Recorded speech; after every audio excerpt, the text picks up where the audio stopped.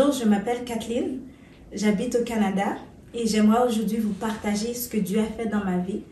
En fait, la raison pour laquelle je témoigne aujourd'hui, c'est pour encourager toi qui peut-être passe par une situation difficile ou une situation qui semble impossible. Et je veux te dire qu'il y a un espoir pour toi et son nom c'est Jésus-Christ. Et peut-être aussi toi qui m'écoutes, tu ne connais pas ce Jésus. Je veux te dire qu'il est réel et qu'il est vraiment la preuve qu'il est ce qu'il dit qu'il est, c'est-à-dire Dieu. Et aujourd'hui, si je suis là vivant, c'est parce qu'il est Dieu. Mon témoignage débute en 2014 où j'ai fait un voyage en Haïti, qui est ma terre d'origine. Et ça faisait longtemps que je n'avais pas pris de longues vacances et j'avais profité à ce moment-là pour rester un peu plus longtemps. J'ai visité par la même occasion les terres familiales, c'est-à-dire là où peut-être mes parents ont vécu ou mes frères et sœurs ont vécu avant et peut-être même mes grands-parents. Et au retour au Canada, j'ai vraiment senti qu'il y avait quelque chose d'étrange. J'ai commencé à faire des rêves bizarres et j'avais un pressentiment qu'il allait y avoir quelque chose qui allait arriver. Et plus tard cette année-là, j'avais aussi commencé une relation. Mais par contre, j'avais pas la paix, j'avais pas la conviction. Et un jour, alors que je dormais, j'étais paralysée. Et je crois que je pouvais entendre ce qui se passait, mais je ne pouvais pas bouger. J'ai dit le sang de Jésus. Et c'est alors que je me suis réveillée. Et par la suite, vu que je ne me sentais pas vraiment en paix et que je n'avais pas la conviction, j'ai mis un terme à cette relation. Mais j'en voulais un peu à Dieu et j'étais triste, j'avais vraiment une tristesse dans le cœur. Mais les choses ne se sont pas améliorées. Ça a empiré en fait. J'ai commencé à ressentir des choses bouger dans mon corps. Et là, je suis rentrée dans... J'ai vraiment compris qu'il se passait vraiment quelque chose de sérieux. Et j'ai commencé en fait à jeûner et j'ai même également partagé cela avec des sœurs qui ont commencé aussi à prier pour moi. Et là, je suis rentrée vraiment dans un moment de jeûne et prière, mais les choses ne s'amélioraient pas. Et pendant cette période-là, j'avais un compagnon de genoux avec qui je priais à chaque semaine, mais j'ai commencé à ressentir que c'était peu, il me fallait plus, il fallait vraiment que je prie à chaque soir. Et c'est là qu'un jour, mon beau-frère m'appelle, il me dit que Dieu m'a dit de prier pour toi. Et lorsqu'il a terminé de prier pour moi, il a dit, si jamais tu veux qu'on prie à chaque soir, appelle-moi. Et là, c'était vraiment la réponse à la prière, à l'aspiration que j'avais dans mon cœur, que je sentais qu'il fallait que je prie à chaque soir. Dieu a envoyé aussi d'autres personnes, dont les responsables du site Ce que Christ a fait pour moi. Ils ont prié pour moi également. Après quelques temps que je priais avec mon beau-frère à chaque soir, un jour, lui, il a fait un rêve et Dieu lui avait dit que c'était terminé. Mais malgré tout, malgré ce rêve qu'il avait fait, je ressentais toujours les mêmes choses. Puis, un jour, j'écoutais la radio Shekinah et il passait un témoignage. Et ce témoignage-là est vraiment venu me percuter. J'ai pris conscience que Dieu m'avait dit que c'était terminé, donc c'était terminé. Et j'ai vraiment appuyé ma foi là-dessus. Le lendemain, j'avais plus rien, je ressentais plus rien. Et après les jours suivants, j'ai plus rien ressenti. Et vraiment pour confirmer que c'était Dieu qui avait agi, il m'a donné un verset où est-ce qu'il m'avait parlé. Il m'a dit c'est vraiment lui qui avait agi et j'ai appuyé ma foi sur ce verset. Mais par contre, pendant cette période-là, je faisais aussi des rêves. J'avais commencé à faire des rêves. Ce qui est resté de tout cet épisode, c'était les rêves et la tristesse profonde que je ressentais à l'intérieur. Mais malgré tout, j'ai continué à m'accrocher à Dieu parce que je voulais une délivrance totale. Puis j'ai continué à prier, j'ai continué à m'accrocher à lui. On est rendu à l'année suivante et un soir, j'ai fait un rêve et j'ai vu que je me battais avec un homme, j'ai tué l'homme et il y avait une femme et la femme, je l'ai liée. J'ai dit, je te lie esprit de Jézabel, je te lie esprit d'immoralité, d'homosexualité. Et je me suis réveillée. Et à partir de ce moment-là, les rêves bizarres que je faisais, je ne les faisais plus. Mais comme je l'ai dit, j'avais vraiment une profonde tristesse à l'intérieur. Et je voulais faire quelque chose de différent. Ma fête arrivait et je voulais la célébrer différemment. Alors, avec des amis, j'ai décidé que j'allais aller à New York. On est allé à New York et le soir de ma fête, on est allé dans un restaurant, mais le plan, c'était ensuite d'aller dans un club. Moi, à l'intérieur, je n'étais pas très à l'aise, mais je me suis dit, bah, écoute, je vais juste être là, juste pour être là, puis je vais pas y participer dans le fond. C'est effectivement ce qui est arrivé. J'étais là, j'avais aucun goût, ça me tentait pas du tout. Je voulais juste rentrer chez moi. Et une fois que c'est terminé, le lendemain, à mon réveil, j'avais vraiment ce sentiment de culpabilité. Et j'ai demandé pardon à Dieu, mais je me suis rappelé aussi que j'avais fait une promesse à Dieu que jamais j'allais dans ces endroits-là. Donc cet épisode-là est passé. Par la suite, ce qui est arrivé, une semaine plus tard, peut-être, je crois que c'était une semaine plus tard, ou sinon quelques jours plus tard, j'ai fait un rêve. Et là, c'était pas un très bon rêve, encore une fois. Et j'ai compris que tout allait recommencer. J'ai continué à faire de temps en temps d'autres rêves, mais Dieu me donnait la victoire dans certains rêves. Cette période-là, en même temps, j'ai recommencé à ressentir l'amour que j'avais pour Dieu. J'ai commencé à ressentir une flamme naître en moi. Et je l'ai même dit à la personne, à mon compagnon de genou, que vraiment je ressens que mon amour pour Dieu, qu'il y a quelque chose qui émerge, et ma confiance en Dieu aussi commençait à être restaurée.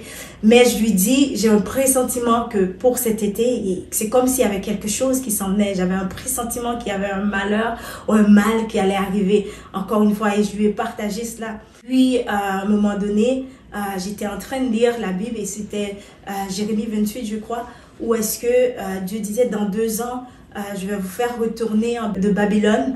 Et puis, j'ai compris que cette période de 2 ans, ça s'adressait à moi, que vraiment que Dieu allait mettre un terme à tout ce que je vivais. Et puis, j'ai simplement saisi cette parole. Plus tard, pendant l'été, j'ai eu la visite de la famille. Et un soir, ils ont voulu aller au cinéma, puis ils ont dit qu'ils allaient voir tel film. Et moi, j'étais à l'intérieur, il y a quelque chose qui me disait non, de ne pas y aller. Mais je disais, ok, ils sont venus, ils sont en vacances, ils sont venus me voir. Donc, je vais leur faire plaisir. Et j'ai été. Et quand je suis arrivée pendant le film, je me sentais vraiment pas à l'aise. Je suis même sortie dehors. Une fois que c'était terminé, je rentrais chez moi. Je sentais vraiment ce sentiment de culpabilité, et la peur a commencé à m'envahir. Et à partir de ce soir-là, je pouvais pas dormir. J'ai pas dormi cette soirée-là, et c'est à partir de ce soir-là, les rêves qui étaient que je faisais, qui n'étaient pas de façon régulière, et là c'était chaque soir, je faisais des mauvais rêves.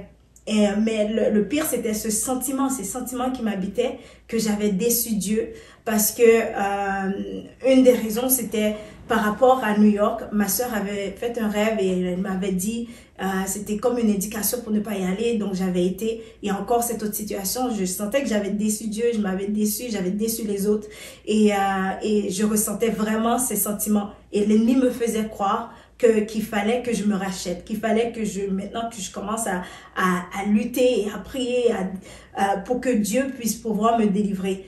Et je suis rentrée vraiment dans cette période où je voulais vraiment me reconsacrer, je voulais chercher la face de Dieu. En fait, c'était pas vraiment chercher la face de Dieu, c'était plus pour chercher ma délivrance. Et toutes mes prières étaient vraiment tournées vers ma délivrance. Je priais que pour ça. Mais les choses ne se sont pas améliorées. En fait, les rêves étaient, comme je disais, les rêves étaient à chaque soir. Et ce que je voyais, c'était surtout des écrans. Je voyais des écrans comme celui que j'avais vu au cinéma, ou sinon des écrans de télévision. Et dans ces écrans, il se passait des scènes horribles que moi, je n'étais pas impliquée, mais que je pouvais rien faire pour que ça arrête. À moins vraiment d'avoir autorité dans le rêve, puis de refuser ou de me réveiller. Donc, dans la plupart des cas, ou sinon quasiment tout le temps, ce qui m'arrivait, c'est que je me réveillais. Puis, dans ces rêves, autre chose aussi qui m'arrivait, c'est que quand je rêvais, c'était l'ennemi, c'était des rêves en boucle. Ça se passait en boucle dans ma tête. Ça pouvait se passer plusieurs fois, comme quelqu'un qui essayait de te rentrer une idée dans la tête. Et le jour, la même chose se passait. Mes idées étaient concentrées que sur les rêves. Et je ne pouvais pas réfléchir à quoi que ce soit d'autre. Je pensais exactement la même chose. Les mêmes choses, le cycle se faisait dans ma tête. Et autre chose aussi, ce qui se passait, c'est que avant 3 heures du matin, il fallait que je me réveille. Impossible que je dépasse 3 heures et que je sois en train de dormir. C'est vraiment si je me réveillais pas, par exemple, il pourrait arriver des moments où j'étais extrêmement fatiguée. Si je me réveillais pas, il allait avoir un bruit, il allait avoir ou sinon j'allais faire un cauchemar et j'allais me réveiller d'un coup. Et des choses, des phénomènes bizarres comme je pouvais ressentir la chaleur en dessous du drap tellement chaud que ça me réveillait. Donc 3 heures ne passaient pas sans que je me réveillais. Donc comme je disais, mes pensées étaient en cycle pendant la journée. Je pensais toujours au passé, toujours au futur, des choses que j'allais faire quand j'allais être délivrée, mais je vivais jamais dans le présent. Et surtout, je ne pensais pas à Jésus du tout pendant ce temps-là parce que mes pensées étaient tout le temps concentrées sur quelque chose d'autre. Et je peux dire à ce moment-là, ma relation, il n'y avait plus de communion avec le Saint-Esprit. C'était vraiment une tactique de l'ennemi. Il n'y avait plus de communion avec le Saint-Esprit et ma relation avec Dieu était... Il n'y avait vraiment pas de relation, sinon que je faisais que de l'intercession. Et parce que l'ennemi avait mis ces mensonges dans ma tête qu'il fallait que je rachète et que j'étais en tort et que j'étais coupable, j'ai commencé à élaborer des programmes. Donc là, c'était un programme de 3 jours de jeûne. Je faisais le programme de 3 jours de jeûne. Et par la suite, une fois que c'est fini, pendant les 3 jours, j'avais vraiment la foi. Dieu allait agir, Dieu avait agi. Et je croyais vraiment, après c'était fini. Mais après les 3 jours, il arrivait étrangement quelque chose. Et je me sentais encore coupable. Dieu n'allait plus agir. Il fallait que je fasse encore quelque chose. Un autre 21 jours de jeûne. Donc, je faisais le 21 jours de jeûne et le même scénario arrivait. Et ma vie ressemblait vraiment à une montagne russe où, au début, c'est vraiment plein de foi. Et par la suite, je retombe quasiment KO. Donc, il fallait que je fasse quelque chose. Un jour, je me rappelle, Dieu m'a dit, est-ce que tu crois en mon amour? Mais je pouvais pas arrêter. Je pouvais pas ne rien faire. Pour moi, rien faire, c'est comme si... ça allait pas se produire. Dieu n'allait rien faire si moi je ne faisais rien. Et il fallait absolument que je fasse. C'était même l'idée vouloir arrêter, même l'idée dans ma tête, c'était impossible. Donc c'est comme ça que j'étais entraînée dans ce cycle. Donc comme il y avait rien qui se passait, malgré mes prières, malgré les temps que je faisais à prier, des fois je faisais des nuits au complet ou des nuits de minuit à 3 heures à prier. Mes prières étaient rendues mes prières sont passées de l'intercession à des plaintes, des reproches envers Dieu. Et pendant ce temps-là aussi, je peux dire, je disais même plus ma Bible. C'était que de la prière. Je ne louais plus. L'ennemi avait fait en sorte que de préoccuper vraiment mes pensées avec tout, sauf la parole, sauf Jésus, sauf l'œuvre de la croix, tout ce qui pouvait occuper mes pensées, mais sauf en ce qui a trait avec la parole. Et à un moment donné, j'étais vraiment très fatiguée de tout ça. Puis Dieu m'a dit qu'il allait m'envoyer de l'aide. Un jour, alors que ma sœur parlait avec un frère qui me connaissait, puis il prenait de mes nouvelles et ma sœur lui a expliqué un peu qu'est-ce que je vivais. Puis il a dit, écoute, demande-lui de m'appeler parce que j'ai l'habitude d'aider des gens qui passent par cette situation-là. Et c'est ce que j'ai fait. J'ai compris que c'était la réponse encore à ma prière, que j'avais demandé à Dieu de l'aide parce que j'étais fatiguée. Et je l'ai rencontré. Et quand je l'ai rencontré, j'ai raconté un peu qu'est-ce que je vivais, un peu le témoignage de tout ce que je vous ai raconté. Puis, mais par contre, je n'osais pas lui raconter l'épisode où est-ce que j'avais été au club parce qu'il y avait encore ces sentiments de culpabilité qui me ranimaient. Il a prié pour moi et à cette journée-là, vraiment, le Saint-Esprit est descendu. J'ai commencé à crier. Les jours qui ont suivi, j'ai pu dormir en paix. Mais il y avait une peur qui m'habitait et si ça revenait. Et effectivement, quelques temps plus tard, c'est revenu. Mais en même temps, j'ai compris, Dieu m'a fait comprendre que l'ennemi me tenait par la culpabilité. Et là, j'ai décidé de tout lui raconter. Je lui ai raconté toute l'histoire et on a encore prié. J'ai encore ressenti la présence de Dieu et les choses ont commencé à être mieux. Disons que cette corde que l'ennemi tenait commençait à se desserrer. J'ai recommencé à lire la parole Je sais pas, j'ai vraiment eu une soif, j'avais une soif, on dirait que quand je lisais, j'avais des révélations qui me donnaient encore plus soif d'aller dans la parole. Et je racontais ça autour de moi à quel point que je découvre la parole de Dieu. Mais ce que l'ennemi faisait, du moment où est-ce que je prenais la Bible, je dormais. Puis on rentre dans la deuxième année parce que j'ai raconté un peu, Dieu avait fait une promesse, j'avais compris qu'à l'intérieur de 2 ans, après 2 ans, tout ça allait terminer et j'avais confiance que vraiment tout ça allait terminer. Et on rentre dans cette année-là, mais encore une fois, je ne sais pas pourquoi, j'ai eu un pressentiment que quelque chose de mal allait se passer. Et un jour, j'ai eu un flash et j'ai vu le sacrificateur Josué et c'est comme si dans mon cœur, que Dieu me disait, mais c'est la même chose que l'ennemi faisait avec toi. Le sacrificateur Josué, en fait, l'ennemi était en train de l'accuser. Et je sentais, c'est comme si l'ennemi était en train de m'accuser. Et je l'ai texté à un ami et j'ai dit, je sens que l'ennemi est en train de m'accuser. Et ce pressentiment-là, je sentais que quelque chose allait se passer. Puis un soir, alors que je lisais la parole, je suis tombée sur 1 Pierre 5, 10, où est-ce que ça disait que il fallait que tu souffres encore un peu de temps, puis je vais te former, je vais te fortifier jusqu'à ce que tu sois inébranlable pour que tu ne tombes plus. Vraiment, cette parole m'a fait boum au cœur. Et mais j'ai dit mais non, ça peut pas. Mes 2 ans arrivent bientôt, ça peut pas parler à moi. Un jour comme ça, alors que je préparais pour aller au travail, puis j'étais vraiment fatiguée. Là, je crois encore cette nuit-là, ça s'était mal, vraiment, j'ai mal dormi. Puis je me suis levée et j'étais fâchée. Cette journée-là, j'étais fâchée. Puis j'ai dit quelque chose à Dieu. Et au moment où ce que j'ai dit, le Saint-Esprit m'a dit, non, tu viens de pécher. Là, je me repens tout de suite sur le coup. Mais c'était pas suffisant. La culpabilité a commencé à monter. Je me sentais mal. Et toute la journée, je me sentais mal. Le soir, quand je suis rentrée, j'avais une peur totale qui m'habitait. J'ai commencé à ressentir une présence. Ce que ça faisait, c'est que je pouvais pas dormir du tout. À chaque fois que je dormais, il y avait comme un flot, une vague qui me réveillait. Et à chaque fois que j'essayais, c'était toujours la même chose. Mais le pire, c'est que l'atmosphère, non seulement ça, il y avait une atmosphère, une telle atmosphère de peur. Vous savez, quand le Saint-Esprit est là, tu ressens la joie, tu ressens l'amour. Mais c'était complètement l'inverse. C'était la peur, tu pouvais le ressentir, je pouvais même le ressentir comme si la personne était devant moi.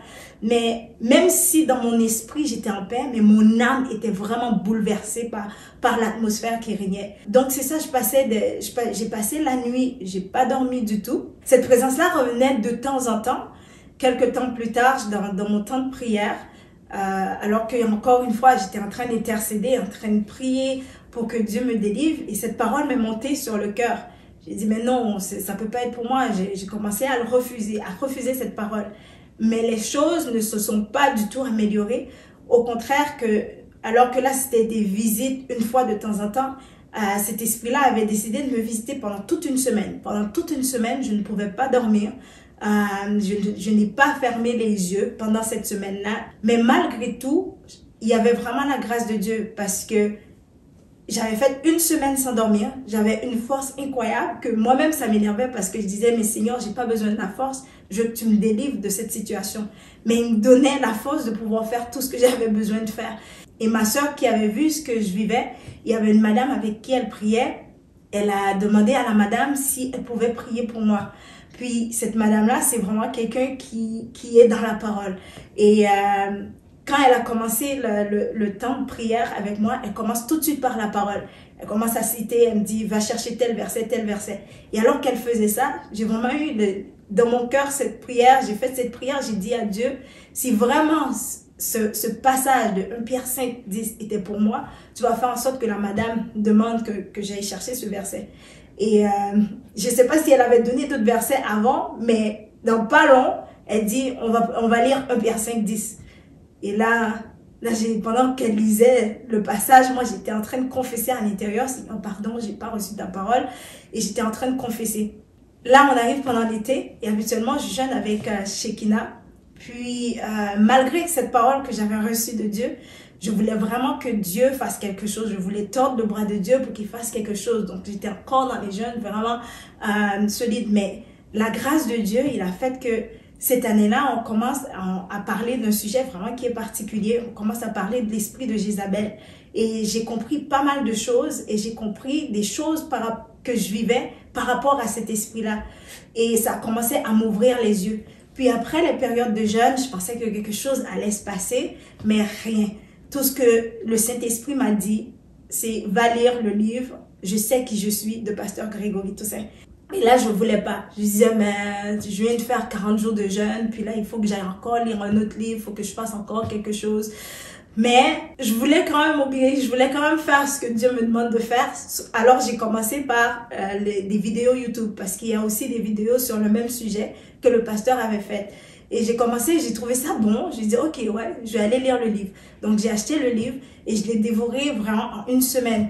Là, le livre m'a ouvert les yeux sur qui j'étais. Puis là, j'ai commencé, j'ai redécouvert l'œuvre de la croix. Tout ça, c'était comme, pendant ces années-là, c'était tout brainwash par l'ennemi. C'est comme si l'ennemi avait fait un lavage du cerveau pour pas que je pense à Christ, pour pas que je pense à la croix, pour pas que je pense à tout ça, parce qu'il voulait me tenir lié.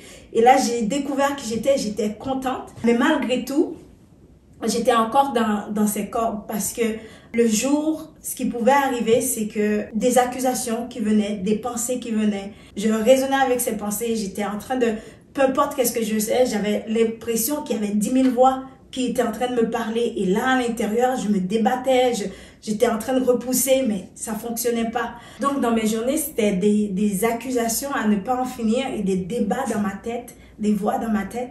Et ce que ça faisait, c'est que la nuit, ça ouvrait encore une porte à l'ennemi pour revenir. Et des journées où est-ce que je sentais une peur horrible. Le soir, j'allais recevoir cette fameuse visite. C'était encore pire, donc ça m'empêchait de dormir. Déjà, je crois que quand tu ne dors pas, ça a un effet sur ton cerveau. Donc, ma capacité de raisonner, ça a commencé aussi à être affectée. Donc, c'était un combat le jour et la nuit. Une chose que je veux que vous sachiez, c'est que si vous ressentez de la peur, si vous ressentez souvent de la peur, c'est qu'il y a probablement un esprit de peur qui n'est pas loin. La même chose pour la culpabilité, ou peu importe l'émotion négative que vous entretenez et que vous n'arrivez pas à vous en débarrasser, probablement qu'il y a un esprit, c'est le même esprit-là qui est autour de vous. Et c'était mon cas. Donc, j'avais quand même une autre espoir, c'était les 12 jours prière pendant la fin de l'année, que je fais aussi d'habitude. Je me disais, la fin de l'année va arriver, donc Dieu va faire quelque chose. Et je me disais à Dieu, quand est-ce que je vais pouvoir témoigner et tout ça. Gloire à Dieu, aujourd'hui c'est le jour. La fin de l'année est arrivée et j'ai pris une semaine au complet. Je me suis enfermée dans la maison sans sortir. J'ai commencé vraiment à gémir au pied de Dieu, à prier. Puis un jour comme ça, le Saint-Esprit est descendu. Il y avait vraiment la présence de Dieu dans la chambre. Je pouvais quasiment sentir. Et au même moment, il y a une pensée qui est montée en moi. Une pensée horrible qui est montée en moi et je ne pouvais pas m'en débarrasser de cette pensée. Mais pour moi, le fait que j'avais senti la présence de Dieu, ça y est, j'étais délivrée. Et j'ai même pas pris le temps de dire, cet esprit, libère-moi de cette pensée. Pour moi, j'étais délivrée. Dans le fond, après, j'ai compris que, ouais, je cherchais la présence de Dieu, mais avant tout, je cherchais ma délivrance. Et ça y est, j'étais délivrée et je pouvais passer à mes activités, passer à tous les rêves que j'avais et que je ne pouvais pas faire pendant tout ce temps. Mais le problème, c'est que la pensée ne m'a pas quittée. C'est resté là. Je me débattais, je me rappelle le soir même, j'ai pleuré, j'étais comme Seigneur, j'en peux plus, prends-moi. C'était vraiment, c'était pas simplement une pensée, c'était comme si je me sentais dans une boîte et il y avait que cette pensée devant moi. Et là, à un moment donné, Dieu m'a dit d'aller lire tel passage. J'ai lu le passage en question et tout de suite, j'ai ressenti un apaisement, j'ai ressenti une paix. Quand Jésus dit, vous connaîtrez la vérité et la vérité vous affranchira, c'est vraiment vrai. J'ai lu le passage et c'était plus là. Plus tard, j'ai fait un rêve et j'ai vu un frère qui m'a dit, une des façons pour te débarrasser de ton problème, c'est que tu écoutes la louange. Et c'est ce que j'ai commencé à faire. J'ai commencé à écouter de la louange. Je vais vous dire, le meilleur remède pour la culpabilité, c'est la louange. Donc, c'est de louer Dieu. Tout comme le meilleur remède pour la peur, c'est la parole de Dieu. Et j'ai commencé à écouter de la louange, à mettre de la louange. Je dormais avec la louange. J'ai commencé ma journée avec la louange, je dormais avec la louange. L'atmosphère de culpabilité commençait, ça commençait à s'effacer de plus en plus. Un jour, alors que j'étais au travail, c'est comme si j'avais reçu une flèche. Vraiment, le genre d'idée que tu sais que ça vient pas de toi, mais que boum. Je me suis dit, non, ça va juste partir. Je l'ai pas repoussé, j'ai dit, ça va juste partir. Mais non, c'est resté là. Une semaine plus tard, c'était resté là. C'était resté dans ma tête, ça tournait dans ma tête. Et autre chose que l'ennemi faisait aussi, c'était que quand ces idées-là venaient, mon cerveau était bloqué. Mon cerveau était figé. Je ne pouvais pas raisonner. Je ne pouvais pas interpréter quoi que ce soit. Tu me parlais, j'étais comme un robot. Je savais qu'est-ce qui se passait. Mais ma capacité de réfléchir, ma capacité de dire, je sais que quelque chose est vrai, mais ma capacité à l'intérieur de l'accepter, c'était impossible. Et même quand je lisais la parole, l'ennemi en détournait le sens. Je voyais quelque chose, puis soudainement, je pouvais avoir... Mes idées étaient devenues vraiment très noires. Donc, j'étais incapable de réfléchir. Il y avait vraiment ce blocage qui était là et qui pouvait durer des jours. Et en même temps, ça amenait des migraines. J'avais des migraines et des migraines. Des fois, c'était tellement intense que tout ce que je pouvais faire, c'est simplement m'allonger.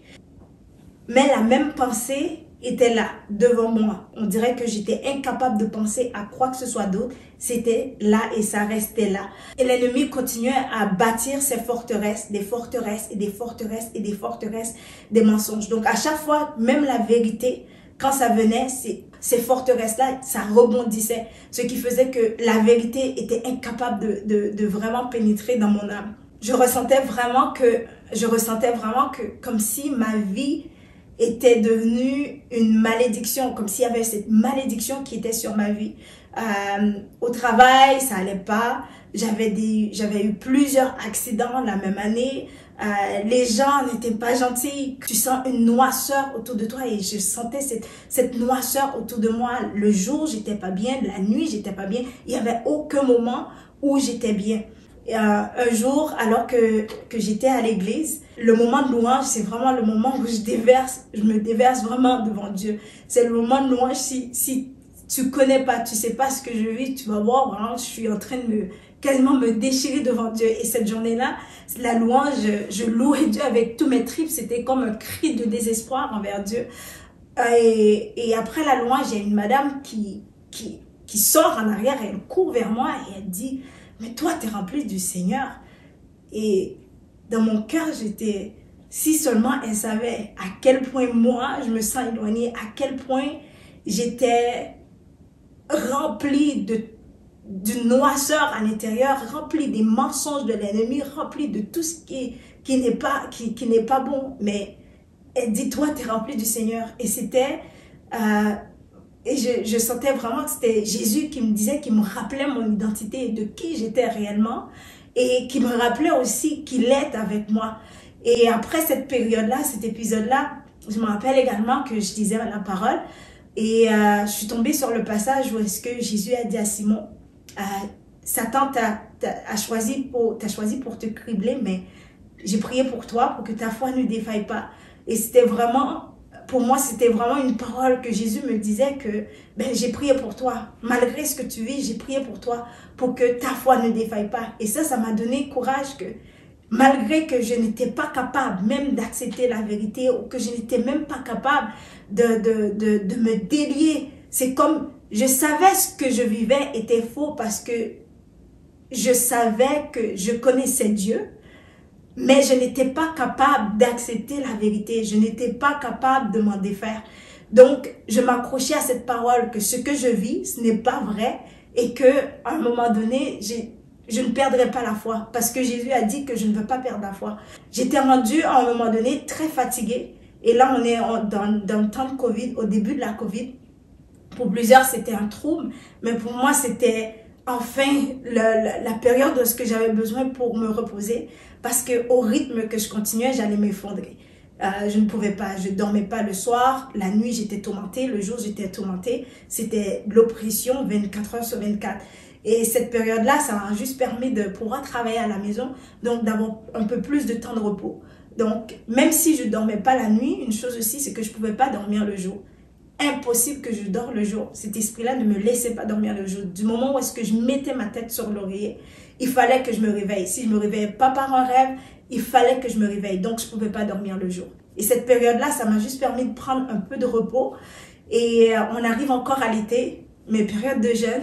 Et cette fois-ci, alors que je jeûnais avec Shekina, ils ont beaucoup discuté des thèmes qui nous rappelaient de l'amour de Christ, notre amour pour Christ. Il faut dire que un des attaques de l'ennemi, c'était vraiment des mensonges contre Dieu, des mensonges contre Jésus-Christ, des mensonges contre le Saint-Esprit, qui faisaient que j'avais même cette peur de pouvoir m'approcher de Dieu, même de pouvoir lire la Bible. Quand je lisais la Bible, j'avais peur que ces mêmes pensées revenaient. J'avais peur que c'est comme si j'avais peur de la peur. Ce qui ne fait peut-être pas de sens, mais j'avais peur de la peur. J'avais peur que ça revienne tout le temps. Ces orateurs-là, ils ont commencé à parler de leur amour pour Christ. C'était vraiment des hommes passionnés de Dieu et ça a commencé à me communiquer. Et j'ai compris aussi que la tactique de l'ennemi, c'était de m'éloigner de Christ. C'était en fait me faire oublier mon identité pour m'éloigner de Christ. Et pendant ces jeûnes-là, ces jeûnes et prières, j'ai crié à Jésus. J'ai crié, pendant tout ce temps-là, je ne criais pas à Jésus, je priais au Père. Mais là, j'ai compris et j'ai commencé à crier à Jésus. Et après les jeûnes et prières, bien sûr, il y a encore rien qui s'était passé physiquement, mais j'ai redécouvert l'intimité avec le Saint-Esprit. Je pouvais lui parler, quand je sentais vraiment qu'il y avait un moment de panique, là, je disais, Saint-Esprit, qu'est-ce qui se passe? Et le Saint-Esprit me parlait, il me disait, voici ce qui se passe en ce moment, voici ce qu'il faut faire. Et pour la première fois, je me sentais, il y avait quelqu'un qui me comprenait, il y avait quelqu'un qui pouvait lire dans l'état de mon âme, parce que même si j'essayais d'exprimer ou d'expliquer à quelqu'un, les gens ne pouvaient pas me comprendre, mais lui me comprenait et il commençait à me parler. Je me suis sentie pas seule là-dedans. Et sa présence me reconfortait. Des fois, quand je sentais que la peur était vraiment intense et que je lui parlais, je ressentais, et qu'il me donnait une réponse, il me disait, voici ce qui se passe, je pouvais ressentir la paix. Et autre chose, c'est qu'il fallait que je m'abandonne complètement à lui. Mes petits programmes que je faisais, j'ai compris qu'il fallait que je me laisse à lui parce que mon ennemi était trop rusé. Quand j'avais voulu faire quelque chose, lui, il était déjà à 2 pas plus en avant que moi parce qu'il avait déjà compris tous mes faits et gestes, il avait déjà compris ce qui était mes faiblesses, donc il pouvait m'attaquer sur des choses que moi, je ne pouvais pas me relever tout seul. Et là, j'ai commencé à m'abandonner vraiment au Saint-Esprit. Je ne faisais plus rien sinon que si lui me disait de faire quelque chose. Même prier, si lui me disait de prier, voici, je me laissais totalement à lui. Et un jour, comme ça, ma belle-sœur qui est en Haïti, elle m'a appelée, elle m'a dit, Dieu lui a dit de prier pour moi. Et là, elle prie pour moi et elle attaque directement l'esprit de peur. Elle chasse l'esprit de peur et 3 jours plus tard, elle est revenue avec une autre sœur. Ils ont fait un jeûne, ils ont jeûné avec moi. Et pendant ces mêmes périodes-là aussi, le Saint-Esprit m'a visité. En fait, le Saint-Esprit m'a visité pendant plusieurs fois. Mais il faut que vous compreniez que le combat que je vivais, il y avait tellement de forces négatives autour de moi. Il y avait tellement de forces qui m'oppressaient que c'était vraiment un processus. C'était un processus d'abord à l'interne. Parce que la délivrance, en fait, on le reçoit dans notre esprit. Et à travers notre esprit, qui est transmise ensuite par notre âme, de notre âme à l'extérieur. Donc, si à l'intérieur de notre âme, il y a quelque chose qui entrave la présence ou même notre délivrance de se passer, ben ça ne va pas avoir lieu. Donc, il fallait que Dieu fasse un travail déjà à l'intérieur pour que la délivrance puisse se manifester. En fait, après qu'on ait prié ensemble, ça se passait en Haïti, ce que je vais vous raconter. Moi, je n'étais pas au courant. Il y a une dame, en fait, le lead du groupe dans lequel ma belle-sœur prie. Un soir, elle a eu un rêve et Dieu lui a montré totalement qui j'étais, ce que j'étais en train de vivre. Vous savez, les prophètes de l'Ancien Testament, vraiment qui causaient avec Dieu, ben c'est la même chose pour elle. En fait, j'ai dit ça parce qu'on est en 2021 et les gens pensent qu'il n'y a plus de prophétie, que Dieu ne parle plus, comme si Dieu n'est plus le même. Dieu, il est le même, hier, aujourd'hui et éternellement. Donc oui, il y a encore aujourd'hui des prophètes, il y a encore aujourd'hui des gens qui parlent de Dieu. Et la dame, alors qu'elle me connaissait pas du tout, Dieu lui a montré tout ce qui se passait à l'intérieur de moi. Mais d'abord, elle n'a rien dit au groupe parce qu'elle voulait valider. Et quand ils se sont réunis pour prier, plusieurs membres du groupe ont eu la même révélation. Et ils ont commencé à donner les révélations. Moi, je ne suis pas au courant du tout de ça. Ma belle-sœur non plus ne savait pas ce que je vivais. Parce qu'il y a des choses que je vous raconte aujourd'hui ici, ma famille vont l'apprendre en même temps que vous. Parce que tout ça se passait à l'intérieur. Et une chose aussi, c'est que l'ennemi me faisait croire, c'était quand je racontais ça, ben je lui donnais un avantage sur moi. Donc ce qui faisait que je vivais tout à l'intérieur. Et le but c'était de vivre tout à l'intérieur pour qu'un jour, ben mon cerveau, je ne sais pas qu'est-ce qui allait se passer. J'allais simplement être déviée et ne plus être capable de raisonner ou de faire quoi que ce soit. Et c'était vraiment là où est-ce qu'il voulait m'amener. Donc, ce qui se passait à l'intérieur de moi, je ne racontais à personne. J'étais comme enfermée dans cette boîte et où l'ennemi venait me tourmenter. Alors que eux, ils savent absolument rien de tout ça. Et Dieu leur montre ce que je vis. Et mon frère m'appelle par la suite. Il me dit, est-ce que ça ne tenterait pas de rentrer pour qu'on prie pour toi? Là, j'ai compris que c'était Dieu qui envoyait de l'aide. Et je lui ai dit, ok, je vais voir avec mon travail. Dieu m'a parlé aussi par 2 versets. C'était lui qui avait programmé tout ça. Je ne savais pas exactement ce qui m'attendait, mais il m'avait confirmé juste pour me rassurer que c'était de lui. Donc, je suis rentrée. Et là, quand je suis rentrée, le groupe a prié pour moi et ils ont pris mon cas comme si j'étais de leur... Comme si j'étais de leur, comme si je faisais partie du groupe, ou comme si j'étais vraiment quelqu'un proche qu'ils connaissaient, alors qu'ils ne me connaissaient pas du tout. Matin et soir, ils étaient là en train de prier pour moi. Pour eux, ils n'allaient pas arrêter jusqu'à ce que le ciel ait parlé. Ils ont laissé femmes, maris, enfants, et ils étaient là en train de prier pour moi.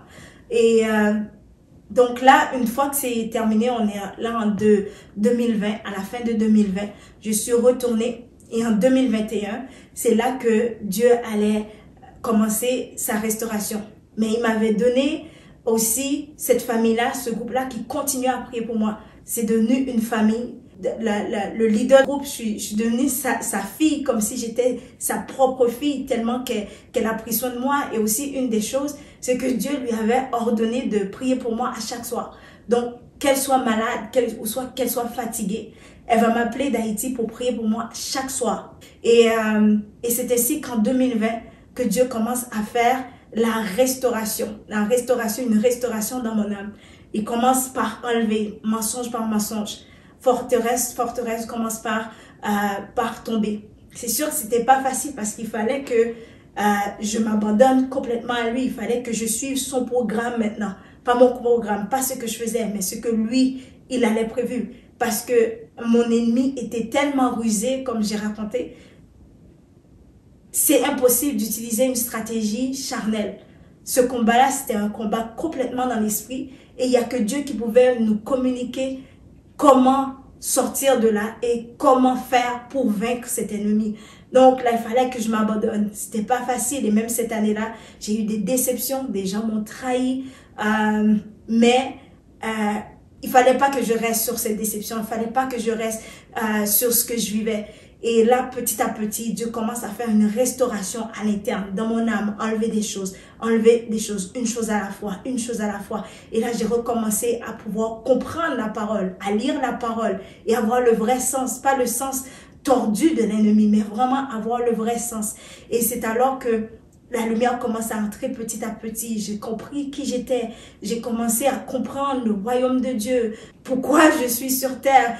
Et c'est comme ça que de plus en plus, les choses commencent à s'améliorer. La présence que je ressentais le soir, je ne ressentais plus. La culpabilité. Et à chaque fois que ça venait, ou une situation venait, ou les mêmes choses venaient, là je savais, c'était la culpabilité. Je savais que c'était la peur. Et je pouvais prendre des moyens pour combattre. Ce que je veux dire, c'est que l'ennemi a pris 2 ans. 2 ans à rôder autour de moi pour découvrir mes faiblesses. Ça, c'était au tout début. À partir de 2014, il a pris 2 ans jusqu'à trouver une porte d'entrée où qu'il est entré. Il a pris 4 ans pour me mettre jusqu'au plus profond, au bas du puits, où personne ne pouvait rien faire pour moi. Et franchement, si je racontais à un psychologue tout ce que je vivais, ils auraient dit que j'étais folle. Et par la grâce de Dieu, Dieu ne m'a pas laissé prendre aucun médicament. Parce qu'on aurait pu dire que c'est les médicaments qui m'ont permis de sortir. Non, j'ai vécu tout cela, tout ce dont je vous raconte à l'intérieur de mon âme, toutes ces peurs, tous ces moments de détresse sans prendre aucun médicament. Mais Dieu était là. Et Dieu a pris 1 an pour me restaurer. Et devinez qui est le plus fort? Jésus est le plus fort. Il a pris 1 an pour faire ce que l'ennemi a voulu faire pendant 4 ans, en m'étudiant, en utilisant des gens, en utilisant des choses autour de moi, juste pour m'abattre, pour me détruire. Mais Jésus l'a fait en 1 an. Donc, aujourd'hui, comme j'ai dit, si je témoigne, c'est vraiment pour t'encourager toi. Et peut-être que ta situation en ce moment semble finie, c'est une impasse. Il n'y a personne qui peut rien faire pour toi. Et peut-être que tu as même abandonné. Tu as dit que Dieu, cette affaire-là, ça ne marche pas. Mais je peux te dire que si tu n'abandonnes pas Dieu, et jamais il ne t'abandonnera pas. Et il y a quelqu'un qui peut faire quelque chose pour toi. Il y a quelqu'un qui peut sortir de là. Et son nom, c'est Jésus-Christ. Et non seulement il peut le faire, il veut le faire. Si tu es son enfant, il veut le faire. Jamais Dieu n'abandonne ceux qui s'appuient à lui. Jamais il ne délaisse ceux qui s'appuient à lui. Donc en ce moment, je vais te dire, si tu le cherches pour cette guérison, cherche-le pour qui il est. Cherche-le réellement. Parce que même s'il te donne ce que tu cherches en ce moment, sans sa présence, ça ne vaudra même pas la peine. Il pourrait te le donner, mais sans la présence de Jésus dans notre vie, ça ne vaut même pas la peine d'avoir ce qu'on pourrait tant espérer. Donc ce que je veux te dire, c'est cherche-le pour qui il est. Restaure ta communion avec lui. Et tu vas voir. Et quand Dieu se lève, il se lève comme un lion. Quand ton Père se lève et qu'il dit que c'est fini, il n'y a rien qui peut l'empêcher. L'ennemi en personne ne peut pas l'empêcher. Les circonstances, rien. Il donne sa parole. Et l'univers se plie à sa parole. Donc pour toi, il y a espoir. Jésus est ton espoir. Et si tu avais abandonné, je t'invite à lui laisser une chance. Je t'invite à le laisser te montrer qu'il est ce qu'il dit il est. Il est cette vérité, il est cet amour, il est cette puissance. Donc Jésus veut le faire pour toi. Il est ton rédempteur. Et en tant que ton Père, en tant que ton sauveur, ta cause lui est personnelle. Franchement, des fois, je sentais vraiment que Jésus en avait fait ma cause, de sa cause personnelle. Qu'il n'allait pas chômer jusqu'à ce qu'il me sorte des griffes de l'ennemi. Évidemment, il nous donne ces paraboles où est-ce qu'il enlève le brebis dans la gueule du lion, dans la gueule de l'ennemi. Et c'est la même chose pour nous. Ces paraboles sont pour nous là où tu es. Peut-être que tu sens qu'il n'y a plus d'espoir. Dieu est tout puissant. Il peut te sortir de là et il veut le faire. Donc si tu as abandonné, je t'invite à revenir. Et quelqu'un qui peut-être ne connaît pas Jésus ou ne lui a jamais encore donné sa vie, je veux te dire que la seule façon qu'il peut agir dans ta vie, c'est que tu lui donnes ta vie. Parce que Jésus est tellement bon et tellement doux, si tu ne lui permets pas d'entrer, il n'entrera pas. Il faut que tu lui ouvres la porte. Donc je t'invite à ce que tu lui ouvres cette porte. Les gens peut-être ne peuvent rien faire pour toi. La science ne pouvait rien faire pour moi. Mais seul Jésus connaissait qu'est-ce que je vivais à l'intérieur. Seul lui pouvait vraiment venir me restaurer, me guérir, me sortir dans les griffes de l'ennemi. Donc, ce soir, je vais prier pour vous.